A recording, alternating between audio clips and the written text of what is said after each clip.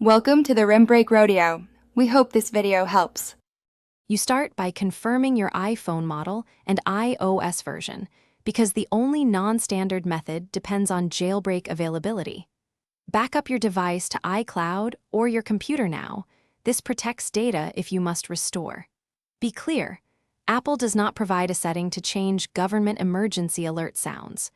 Once backed up and you accept risks, proceed to research a compatible jailbreak for your exact iOS build, so you know which tweaks and package managers will work.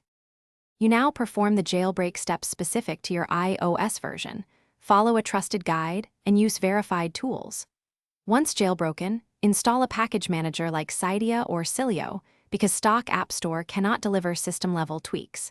Then locate a tweak that replaces system emergency tones, read descriptions and reviews so it explicitly mentions emergency or government alerts. Install the tweak, grant any requested permissions, and make sure the tweak version matches your iOS to avoid conflicts.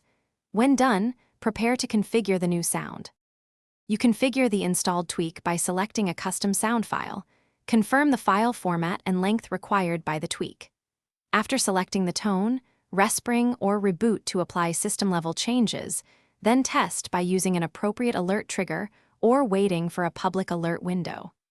If alerts fail or system instability appears, immediately restore your backup and remove the jailbreak. Updating iOS will often remove the tweak and return system behavior to Apple defaults.